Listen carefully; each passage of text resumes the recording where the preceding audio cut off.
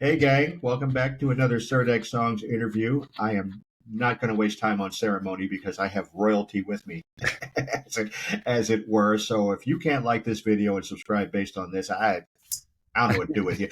So Steve Vai is my guest, the legendary Steve Vai. I am so happy to have him here with me. How are you doing, sir? Oh, thank you, Cedric. I'm doing great. I'm here in Excellent. Austin, Texas, on tour with Satriani, and it's really going great. Another great player. Another great player. You guys have played together for quite a while, though. Yeah. 52 years.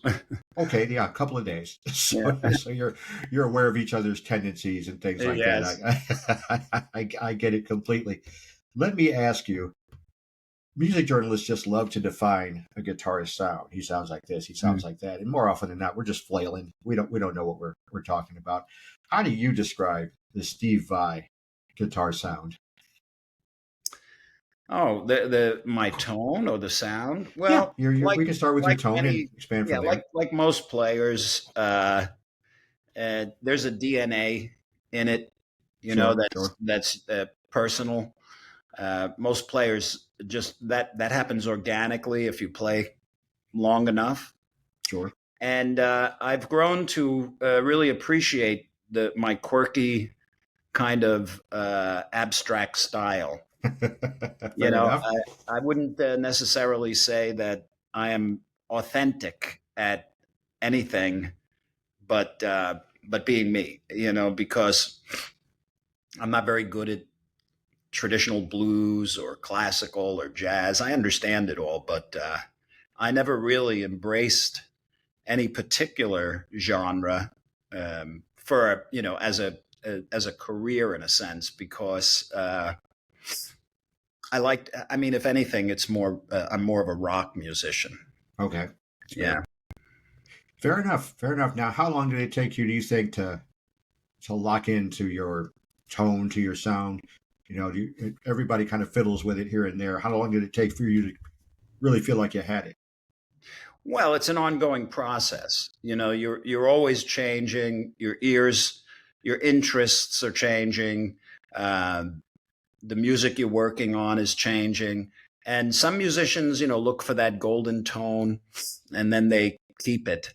Right. And I'm always looking for the best tone, but I discovered that the tone, it's really in your head.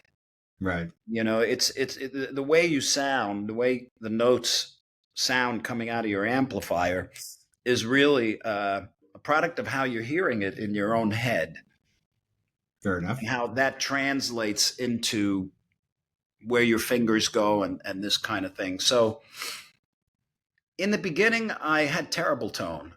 I had this, Okay. this weird technique where I kind of picked over the neck, Right. play a lot of complicated things, but the tone, I spent precious little attention on the tone. Okay. And then when I was a teenager, and maybe I was 18 when did Van Halen come out?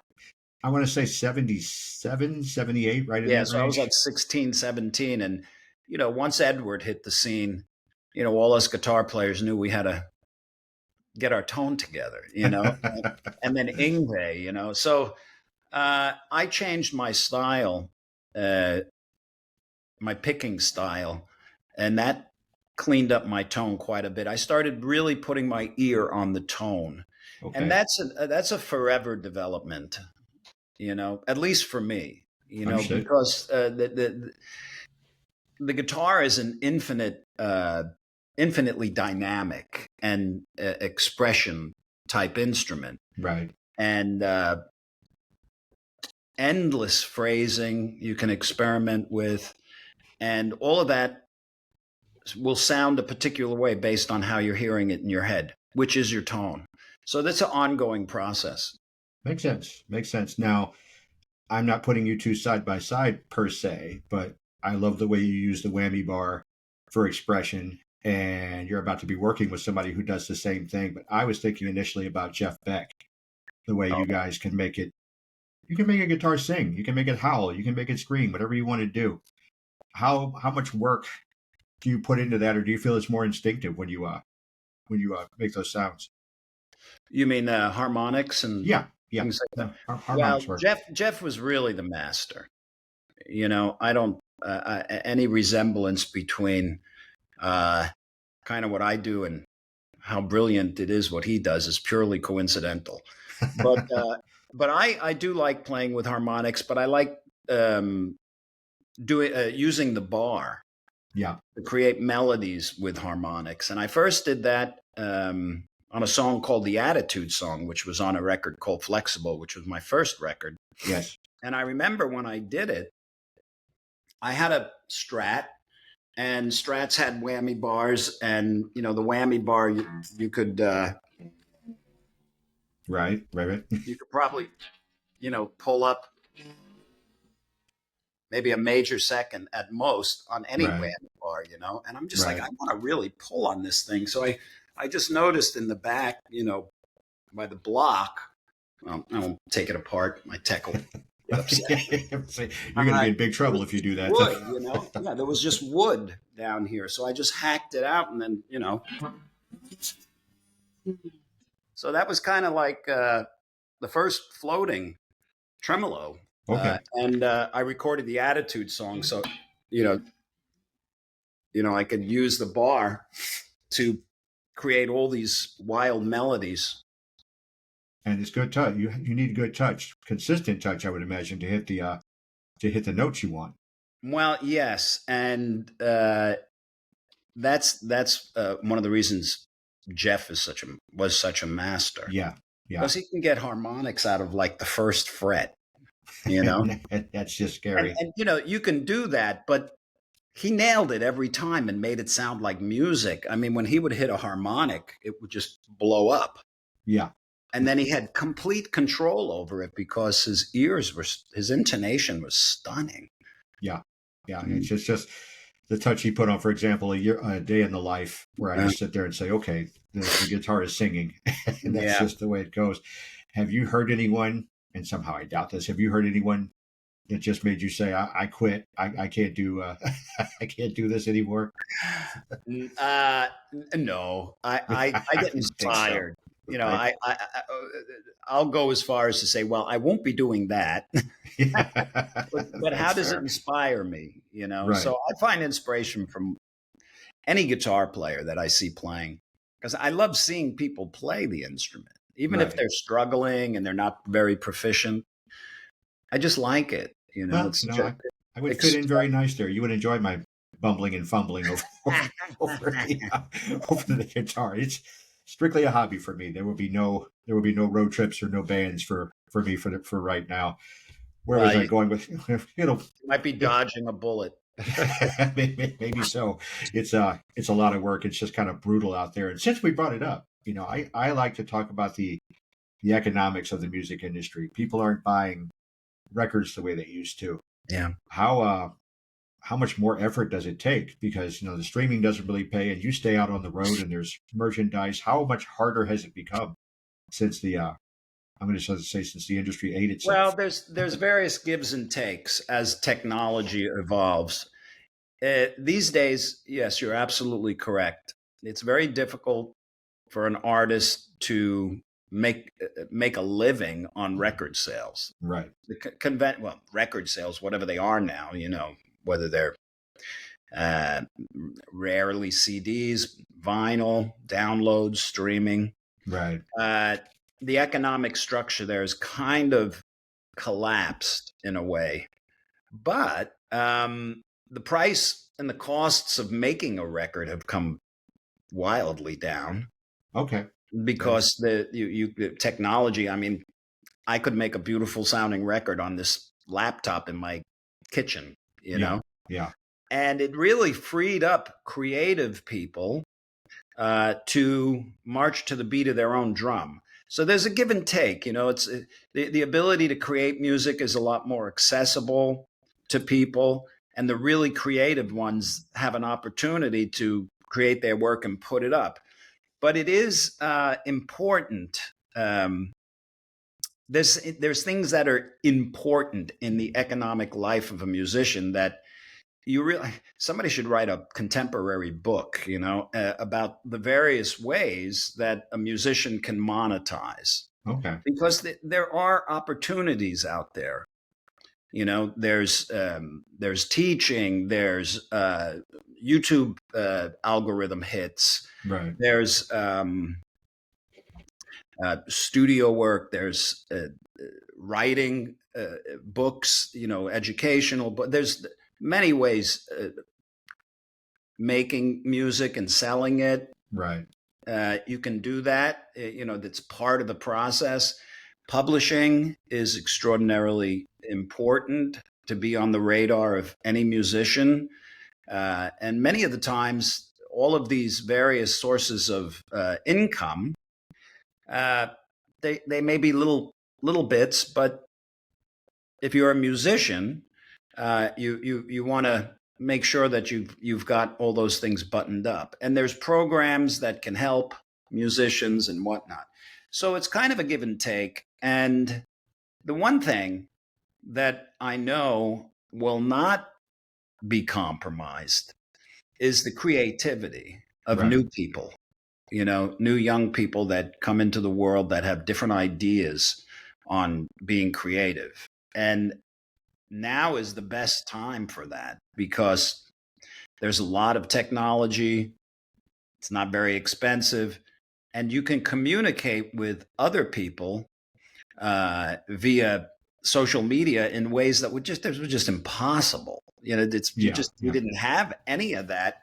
You had to get a record deal and get on MTV or the Right. radio. You know, it was miserable.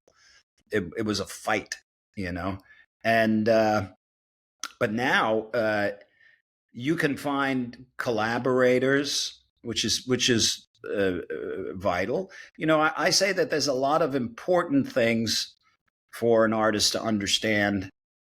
Somebody that's deciding to make a career as a musician, but all of the things, management, agents, attorneys, producers, Right. all of these things, they're all very important, but they're actually of relative importance. They're important, but they're of Okay. relative importance because there's one thing that is of vital importance, and that's that the kind of music you're creating is something that is organic and natural and enthusiastic to you. Right. Right. You know, and because many times musicians feel like, well, now I'm a musician, I have to get a job as a musician playing this kind of music that I don't really want to play, but I got it, you know. So I might suggest that you'll be pretty miserable if that's the situation, or maybe that's part of your focus. But it's very important to find times where you're being brutally creative in your own right, you know, in Okay. things that are important to you, that push your buttons. If you don't have the music that makes you feel comfortable in your skin, that you feel is completely your voice, it has your enthusiasm in it. If you don't have that, all the other things are going to be much harder. All the Yeah. important things. This is my perspective. And people can argue about any of it, but it's just what I've discovered. But when you have that thing, that music, that band, or whatever it is, it's got the right chemistry, and that is powerful because when you're focusing on what you love, Yeah. there's a quality that flows into it, and that quality is retained in whatever it is you do. This could be anything. It could be, you could be a cook, you could be a bricklayer, Sure. you can be a police officer, you could be anything. And if you enjoy what you're doing, if you feel that this is your purpose, then there's a quality that flows into it, and the world needs that quality of your joyful work, so to speak. I can't argue with that for a second. That Yeah. makes perfect sense. Speaking of which, I did want to ask you, your music is not what we would call, or what my old teacher would call C-spot run music. There's a I'm degree sorry, of, say that again. yeah, I just saying your music is not what my teacher calls a C-spot run music. It's Oh, not, it's not exactly, oh, that's quarter notes here and there. You write some complicated stuff. When you hire musicians and you've hired some top flight players, what do you feel like you're looking for as you're putting a band together? Well, if I'm putting a band together, there's basically three criteria for a musician to be invited in the band. And the first is that they have to want to do it. Right. There has to be something that they enjoy the music. There's something about the music they like. They see the challenge, or they want to be a part of it. And Fair, the fair. second is, I've been touring for 44 years, and I know what it's like to go on tour and what that collective environment is like. Right. And it's very important. What I discovered is that you're touring with people that are happy people, because if you tour with a curmudgeon, a miserable person, Yeah. they have a tendency to sabotage the quality of the experience. And a tour is like a piece of your life. Right. And what are we're really collecting experiences here in life. That makes sense. We're collecting actual experiences. That's and when I look back at some tours that I've done, it didn't matter how much money or how many tickets or anything like that. If it was if there were people that were unhappy, it's a dark part of your life. It's Sure, not a sure. happy. Later, I discovered that I don't need anybody else. I don't need anybody to be miserable for me to be happy. I'm happy regardless. That's fair. I protect that. And so second criterion is they got to be fun people. They got to Yeah. be good people, because there's no secrets at sea, when you're touring. And That's people's foibles have a tendency to be magnified. right. Right. You know what I mean? You don't really know a person until you live with them, as the other saying goes. Yeah, and living with them is different than touring with them. Yeah. Yeah. I Touring can see. is you're living closer than living with them. Yeah. Yeah. You got some really deep marriages with some people with some people on the road. That makes Yeah. sense. Yeah. And the third criterion is they got to be able to play their ass off. I would They have think to that be would able help. to play the music and make it sound like music. So if those three criterion are met, that's great. I don't care what shape, size, sex, color, whatever they come in, they got the job. Makes sense. And you are not shy about switching around arrangements. I mean, one minute I'm looking up, there's two violinists playing in the band, and then Yeah. I see a harp player. Like, what's Yeah. what's happening here? Yeah.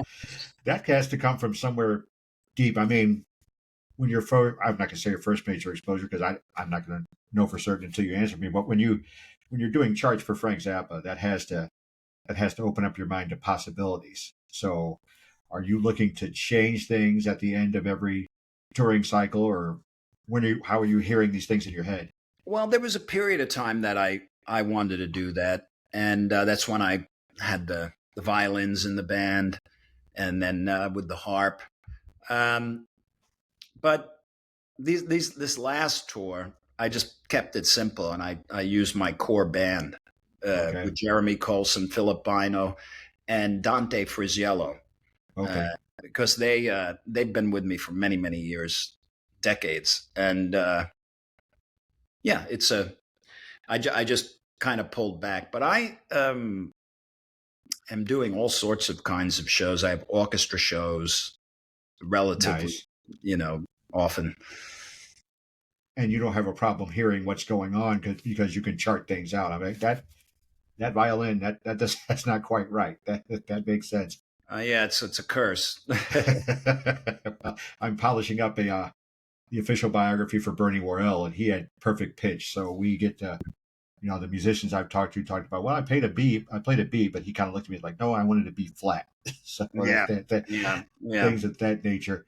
Let's talk about the elephant in the room, or should I say the elephant talk in the room? Yeah, elephant talking.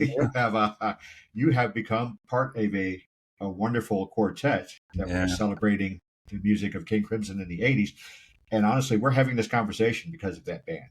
When I was introduced to them, ironically, a year after they broke up, but they just became number one in my world. So it's you, it's Adrian Belew, it's Tony Levin, it's Danny Carey Yeah. from Tool, and that's just devastating. What does a call like that feel like? Hey, we want you to play in this band. What was going through your head Oh, when you heard that? well, what's funny is my history. I've played with Frank Zappa. I've played with David Lee Roth, Whitesnake, all these big, huge rock bands, and a lot of times I get asked, "Would you want to start a supergroup?" Uh-huh. And or go back and rekindle something from the past. And my answer is usually I not really, because I did it and it was great and I Right. enjoyed it. But if you listen to my solo music, it's nothing like that music. I like more high information music. Okay.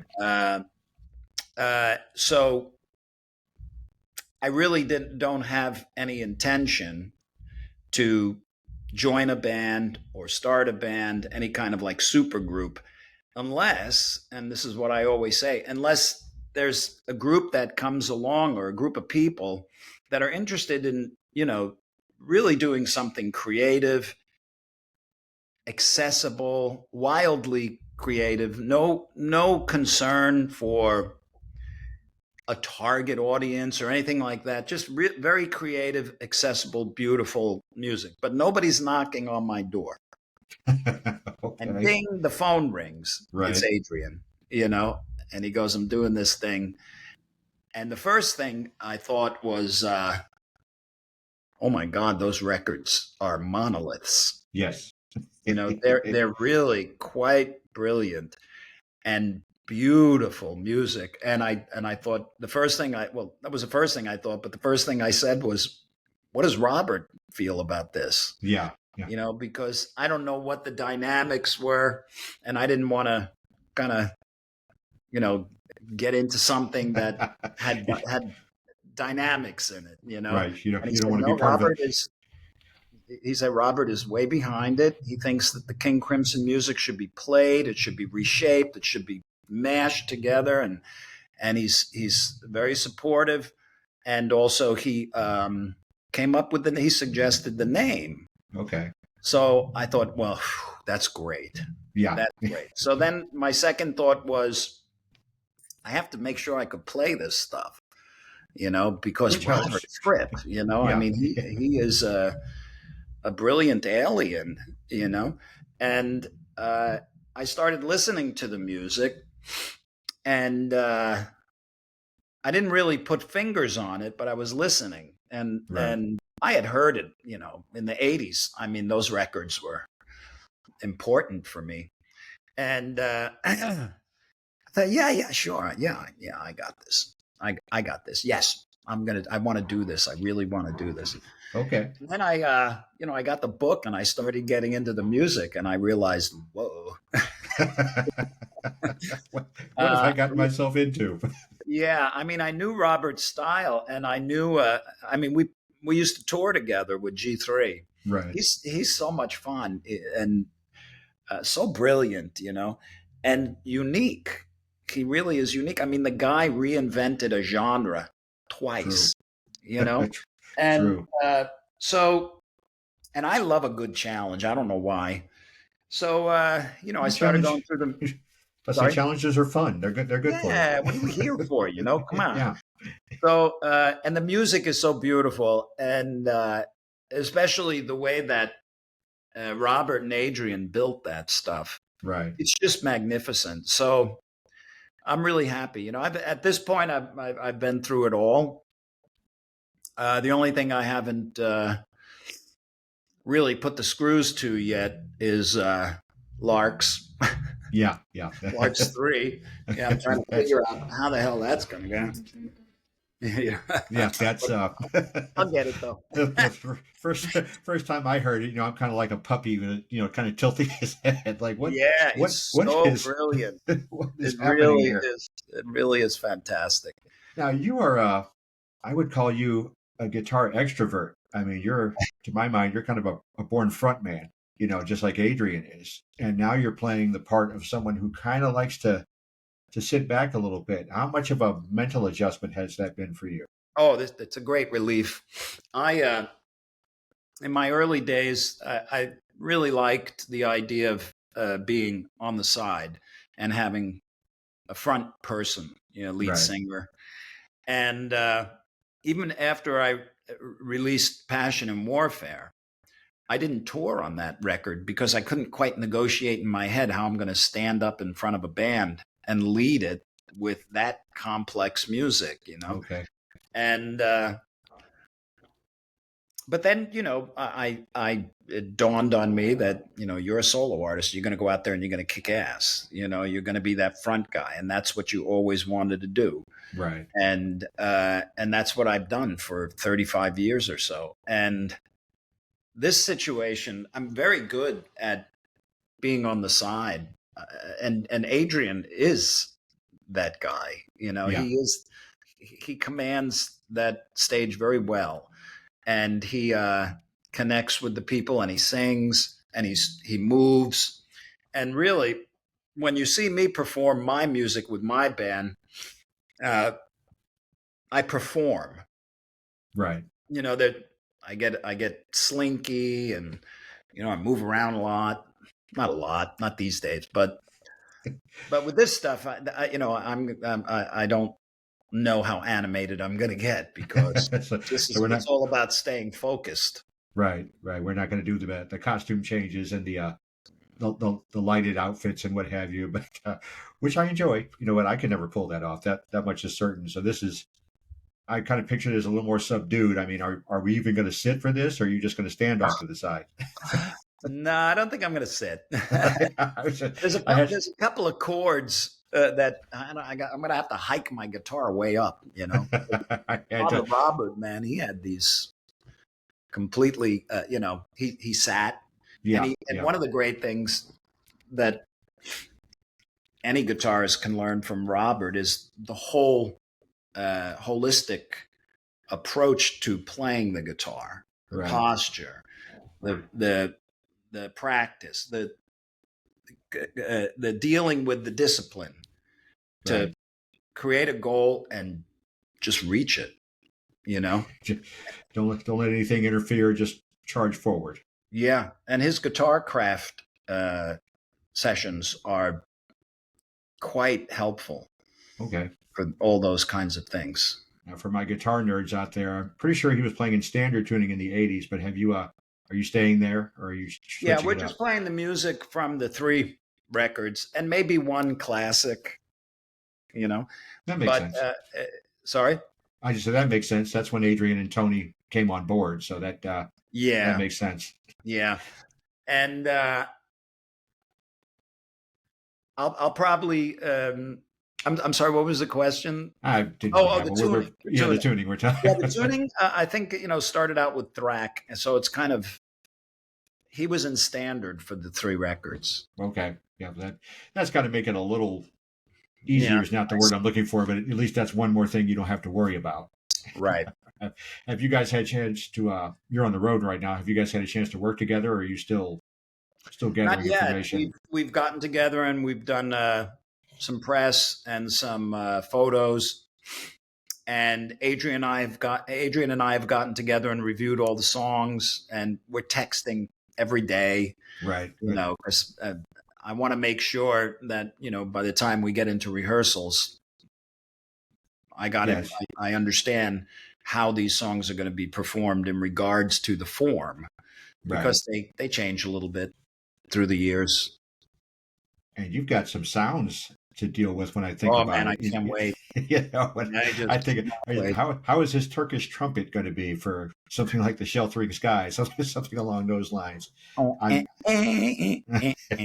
Well, what's interesting is I've had all of that gear, okay, and the when Adrian and Robert broke out those synthesizers way back, those guitar synths, that was unique at the time. right, There was nothing like. I mean, what they were doing and what Robert was doing was. I mean, he's like the one alone, yeah, and technology has evolved since then. And I've been in close touch with Roland, who designed all that stuff. Right. And working out, I'm having 3 guitars built that have the technology for I think it's the 1000 and the 800. Yeah. Yeah. Yeah. And I'm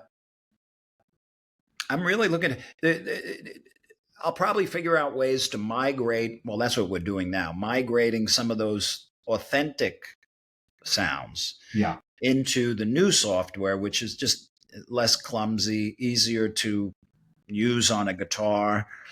But I'm definitely going to be adding stuff and changing it.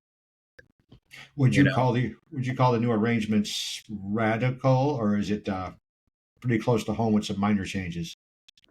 Well, when I say change, I was referring to the synthesizer patches. Right. Our Right. synths. I'll flesh them out a little differently. Okay. You know, the integrity of the sound, French flute or whatever it is you mentioned. Yeah. I know that that's an integral sound for that particular melody and Sheltering Sky, so I want to honor that. Right. As far as the performance of the parts, I mean, there's just a few things that Robert does that it would take me longer to learn exactly the way he did it, Right. because his style is so different. And I've had shoulder surgery during the lockdown, and it compromised certain picking. So some of that stuff I'm navigating into my own way of doing it. Okay, that's fair. And I enjoyed the video watching you play with one hand. I just that was one of my moments where I just tossed my guitars out. I quit. Well, that's not so. That if you have a legato type style, yeah, it's not so hard. Oh, that's fair. Something tells me you've been practicing for a couple of days here and there, and you've come up with some licks. Working with Tony and Danny. Tony's an original, so I'm sure he has an idea. But Danny strikes me as a bit more aggressive. I mean, I've seen touch from like Numa and his other videos. How do you feel like you're going to be able to interlock with them? You haven't rehearsed yet, but what feeling do you have as you're heading in that direction? Well, in going through all this Crimson music, it really hit home to me how brilliant Tony is. Yeah. He's a complete unit. His parts are like orchestrations. Right. And with the stick or the bass, he's created such a integral part of the foundation of those records, very creatively. That's one of the beautiful things about those records. It was 4 guys contributing with virtually unconditional acceptance. Yeah. And he's, that's like a real band. Right. Now, I know that Danny was a fan of the band, and that he actually sat in with the band a few times. Right. I know that Danny is probably one of the most respected drummers in the world right now, Agreed. And he definitely has the goods. He's one of these guys that's enthusiastically interested in the depth of, he can be very forensic with things like timing and polymeters and polyrhythms and grooves, and the way that he sets up his linear percussive musical statements with all of the various gear that he uses. It's unique, and it's beautiful and brilliant. And I haven't played with him yet, so you never know how somebody grooves until you play. But everything I've seen and hear, he's solid as the day is long. I'm totally looking forward to that. Yeah. I'm having this distinct image of Thela Hunjinji being played, and the way he would kind of rip through that. And Tony's playing his stick and still holding down the groove. I used to tell people when I introduced them to that band, okay, you're trying to count, but you see that drummer, don't listen to him. Go back and you're going to get lost. Go and grab hold of the bassist, grab hold of that groove, and then let everything else happen around you. Well, unless you're the guitar player and you're in 7 and they're in 4, you know. Yeah. Well, then there's a whole different thing where you've got two guitars interlocking in 7 or in Yeah. 6 and kind of weaving inside out of each other. And that's fun to me. I think that's why I had trouble listening so to. Great. I was just working on Neurotica. Oh yeah, it's so fun. It's practically jazz the way Tony plays that bass, which I thought was parts of it when he goes into the walking. Yeah. So that was interesting to me. Are you looking forward to playing any particular tune? And as long as I brought up, are you apprehensive about any particular tune? I'm really looking forward to play Frame by Frame. They're all Mare Kudasai is so beautiful. Yes. Thala. It's so fun to play. Yeah. Neil and Jack and Me. Another great one. I love that. you get to weave on that one too, so that's gotta be fun. Neurotica is a hoot. That might be one of my favorite. They're all great. The only one I haven't totally wrapped my brain around yet, and it's because I'm learning the music while I'm on tour. Right. Not like you don't have anything else on your mind. Yeah, right. That's Larks. Yeah, that's that I haven't completed that yet. Yeah. I mean, I heard it for the first time, and I like to learn Adrian's parts. So the first time I heard Larks 3, I'm like, no, I'm not doing that. I'm gonna stay comfortable where I am. Going back to the 80s band, first impressions, the first time you heard that stuff, what went through your head? Well, I think the first thing I heard, it was on the radio, Elephant Talk. Okay. And what was interesting was Adrian was a Zappa musician. Yes. And I knew that, of course, and I respected the parts that he played, but Frank, he never really mixed his guitar players very loud. Yeah. With a great tone. Right. And so I didn't really dig into what Adrian did. But once, and I think it was 81 or 82 when the first Crimson record came out there with 81. Yeah. 81. Yeah. I said, okay, what's going on here? Because that Elephant guitar sound, I'm like, why didn't I do that? And then I started looking under the hood of Adrian Belew and realizing he's got some incredible imagination for sound. Yeah. But it wasn't until I really started digging in and checking out the live stuff, and which is just this year, how absolutely creative he really is, and how his timing, and because not only is he playing that odd stuff, he's singing over it. Yeah.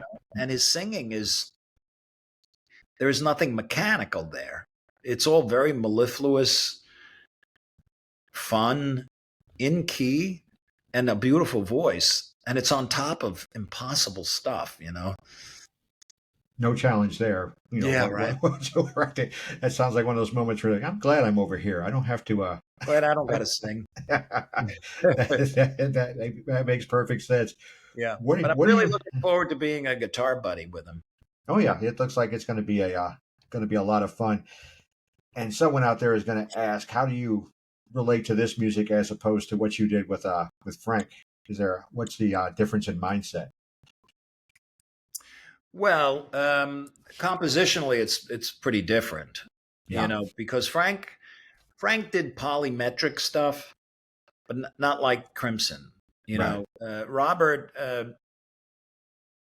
had more of a sort of math equations in some of the superimposed polymeters that he did. Right. Something as simple as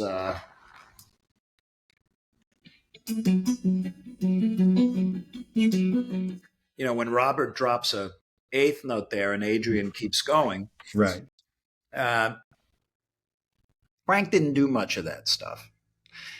He did other things, but Frank composed on the piano. Okay.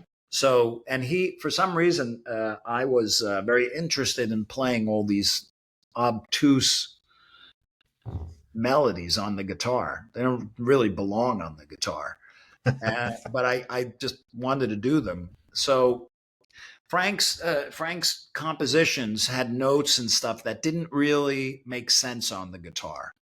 Okay. So it was very challenging.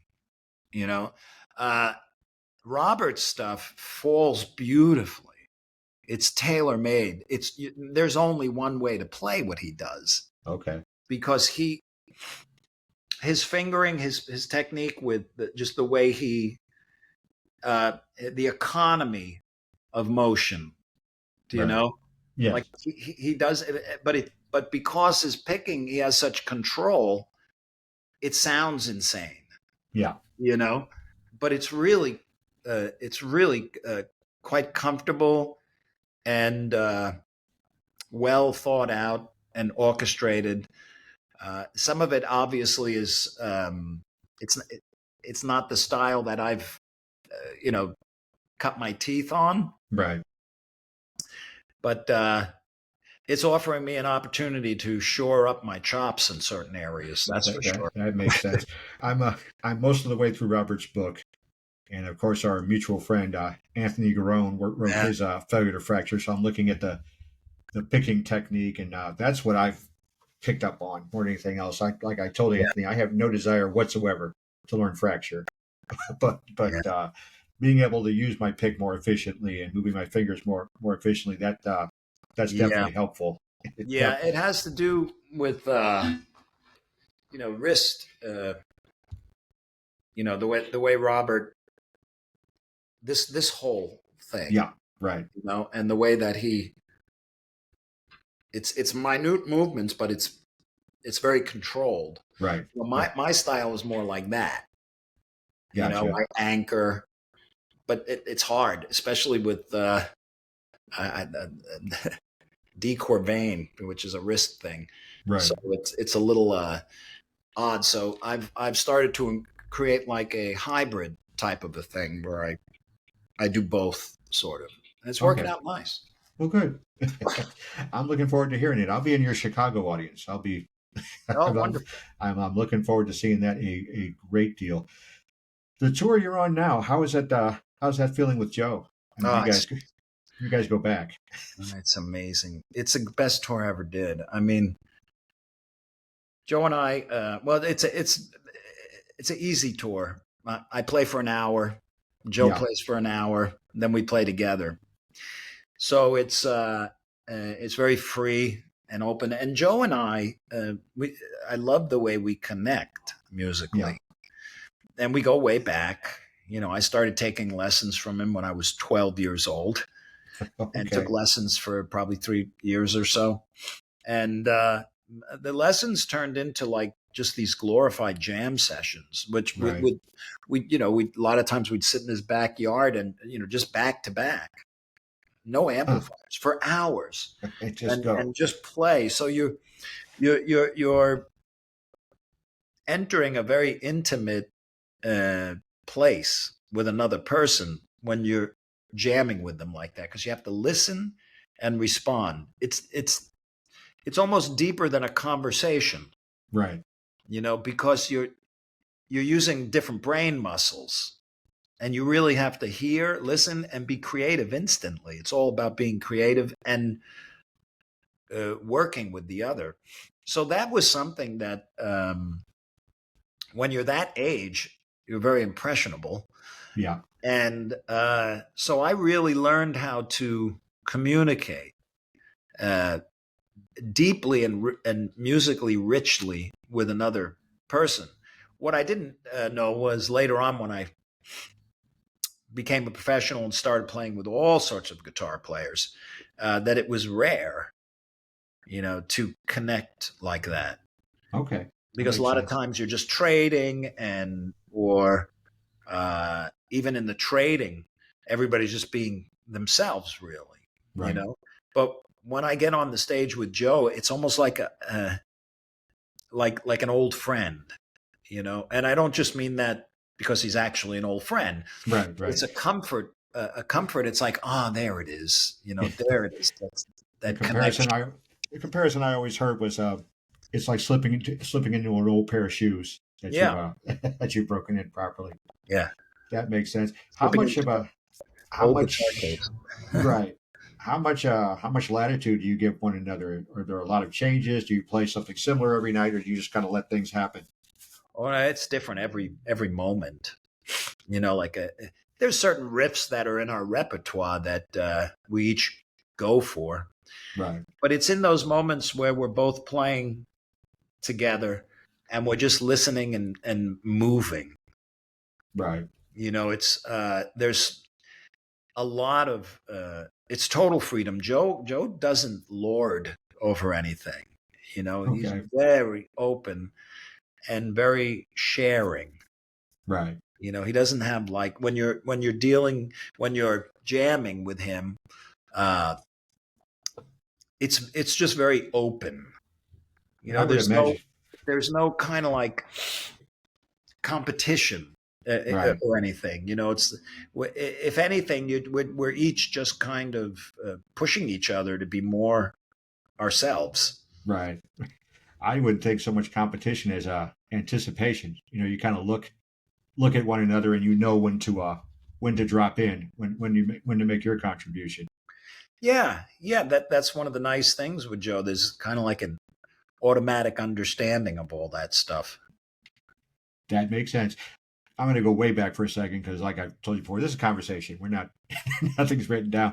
I Yeah. was thinking about your early days, your early records, and you were dealing with a label back then. That can't be easy. Did you run into that whole we don't hear a single type thing, or were you just kind of given a little more latitude? No, none of the labels that I ever worked with tried to steer me Right. because they knew, and that, you know, that what a label really wants. Because I've had labels, I've owned a label. Yes. Cedric, you got to excuse me 1 second. Oh, take your time. Time out, kids. Just I'm coming off of this. Yes. Nose is running. I'm sorry. Yeah, it's all right. You got to know that's part of the road trend. It's part of being on the road, isn't it? Passing a bug around here and there. A little bit sometimes, yeah. Yeah, yeah. So labels, what labels want is creative musicians that know what they want, Right, you know, and know what they want to do. And a good label will guide that artist to, you know, unravel their potential. right, There's this big misconception that labels are going to tell you what to do. Now, of course, yes, with some artists and some probably inexperienced A&R people, they will try to get you to do something that you're not comfortable with, which right. it doesn't work. You know, it never really works. Even if you have a hit, you resent it because it's not you. But a Yeah. good label, I've worked with probably the Sony. I had been with Sony for many years, and all the people I worked with there were fantastic. That's You know, good. they supported me. They offered ideas, and usually they were very creative ideas. In the marketing front, there was unbelievably creative people. In the studio, John Kolodner was my A&R guy for years, and he made great suggestions. Okay. If there was something that didn't resonate with me, there was nothing that was going to make me do it. I did that like once or twice and really regretted it. So, Right. And we don't have to be specific about that. Is there still a tune you can't wait to play when you've got your band on stage? oh, that changes. But on this tour, I'm doing a lot of stuff from my last record in Violet. And there's songs like Little Pretty. I just love playing. I love Right. playing Teeth of the Hydra. I love playing Zeus and Chains. I really like them all. It's like I look at the set list for the next song and I get all excited. That's good. I like that. And I'm thinking to myself, he had shoulder surgery, and here he comes with this three-necked beast. How are Yeah. you? How are you reconciling that? Do you have anything special going on to offset the weight? Well, what happened was It took a couple of years for my shoulder to fall apart for some reason I don't understand, because I'm a very healthy guy. Right. Um, I tore mine up playing tennis, so yeah, that'll I do know it. what you mean. I think Yeah. it was working out. I Yeah.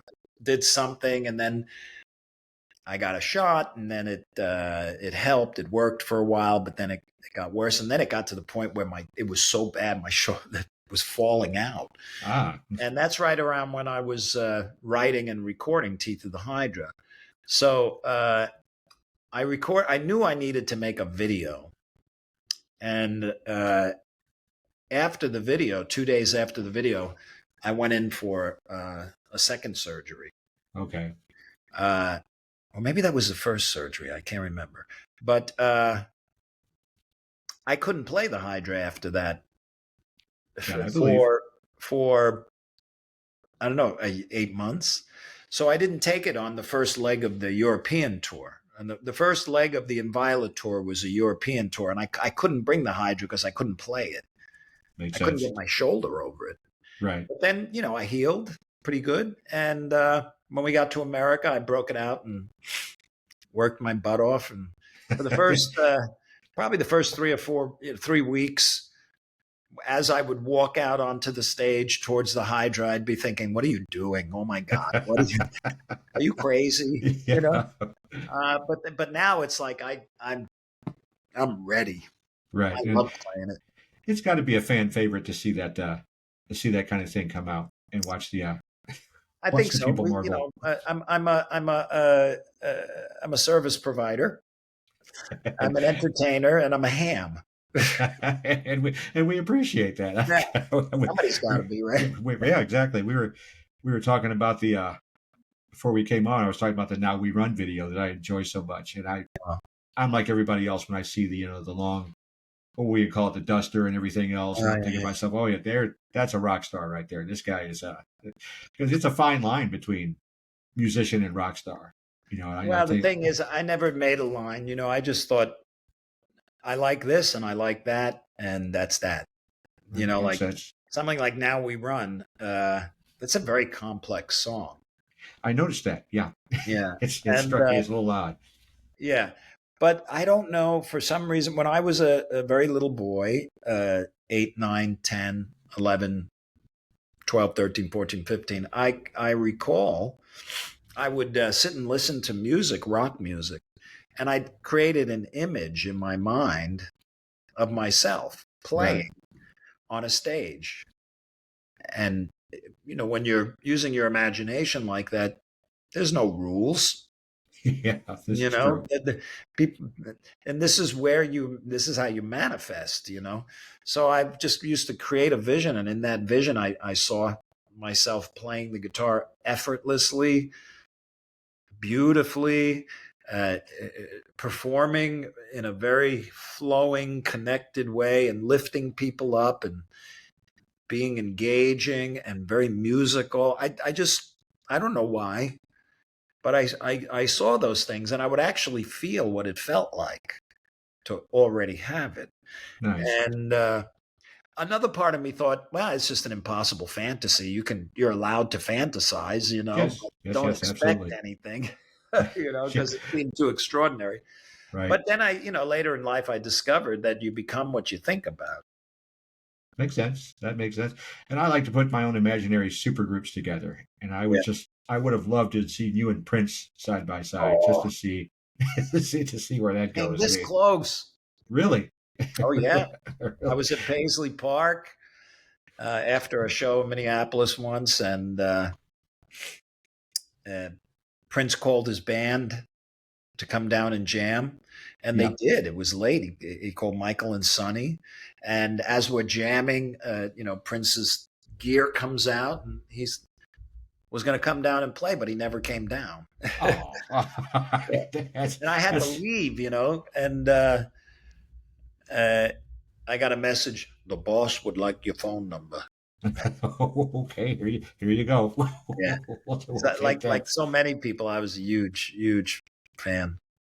That's a whole lot of talent. I'm just saying that's a lot of talent. Just watching the video he did at the Rock and Roll Hall of Fame when everybody did while my guitar gently weeps. Just Yeah. the look on Tom Petty's face, the look on Danny Harrison's face. It's worth the price of admission as he's setting Yeah, the he stage on blew up the fire. bridge. Yeah. So that was Also, that halftime Super Bowl yes, halftime show, yes, that was absolutely amazing. Absolutely. absolutely stunning. That's So a hero, man. That yeah. is a bulletproof artist with confidence for days. I mean, And amazing. I see the same thing in you. I mean, how long does it take to get that kind of mindset to get out there and say, I'm going to set this stage on fire, and I know exactly what I'm doing. When does that kick in for you? Well, I just think everybody has something that they feel compelled, they feel a pull Right. to do. And it's something that feels natural to them, and they kind of almost know, yeah, I want to do that. And it could be anything. Yeah. It doesn't have to be art or music, it could be a business, it could be a ticket taker at a movie. It doesn't matter, you know. Sure. If you're enjoying what you're doing, it means that there's a pull to do it. And it feels clear and organic to you. So the clothes that I wear, the kind of music I play, the way I like to perform, and having that confidence was just natural. Yeah. It's not there in many other parts of my life. There's not an interest. There's not enough of an interest. There's playful interests, Right. like many people, hobbies or stuff like that. There's fears that a lot of people don't have when they're engaging in certain things, Right. you know. And there's just a feeling of comfort doing it. So that's how Okay. it just happens. That makes sense. See, Yeah. for me, I feel like more of a David Gilmour type. I'm just going to stand here and and do what I Yeah, do, and that's he can, fine. you know, he sets the stage on fire just doing what he Oh does. yeah, Yeah. absolutely. You know, the issue is when there's people start judging. Yeah. That's better than that because of this. That's actually a form of insanity. I completely agree. You know, we It's like, don't realize it because we're all judgmental. yeah, it's like people arguing about who's the best guitarist, and I've declared there is no such thing as the best Crazy. guitarist. You know, I mean, Yeah. I'm talking to an amazing guitarist, and I'm friends with the other amazing guitarist you're playing with in beat, and it never occurred to me to try to compare No, the that's two. it's very subjective. I mean, if you're, we can say that, you know, that guy is the best bowler in the world because he threw the ball and he got the most strikes. Yeah. You know, but music and art, it's nothing like that. It's subjective. Yep, I totally agree. Let me get you out of here on this because clearly you need to get a little rest. Are you still doing the beekeeping? Uh-huh. Because yeah, you're braver than I am. What? Well, for one thing, I'm allergic, so I cannot come over and play near your beehive. I'll have a lot of EpiPens with me if we do that kind of thing. What do you get out? What do you get out of that? Out of the beekeeping? Oh, bees are there. You know, it's a hobby. I've been doing it for so long. I don't really do it. The bees do it. Right. You know, there was a period of time when I was very much more into farming the honey and extracting it. And, you know, now I'll just go in occasionally and, you know, when there's a big surplus of honey and pull some stuff. But bees are incredible little creatures. I know way too much. Their whole social infrastructure, it's remarkable the way they work together. And when you're in with the bees, you feel very, at least for me, and I know a lot of people, it's very, very close to nature. Okay. You know, and you have to have a certain you have to be intensely present because they know what you're thinking, you know. And yeah, it's a place where I go where nobody can get to me. For sure. Yeah. He's right back there. Nope, pass. Yeah. So it's a nice hobby. It's a fun hobby, and they make honey. What more can you How ask? cool is that? What more can you ask? Yeah. Steve, I will let you go. I know you've All got right, Cedric. Well, stuff to thank you. do. I'm going to shout out my friend Anthony Garone for setting this up. I really appreciate it. Yes. This was a lot of fun. Anthony's a dear friend of mine. Yes, I've known he him told since me he was a young boy. he seems to have picked up a couple of things from you, and I'll allow that. He's a good egg. He's a So, great egg. Yeah. it'll be okay. Have fun tonight. Break a leg, All and right. Thank you so much, get Cedric. I past that illness. appreciate the support. No trouble. You take care now. Okay.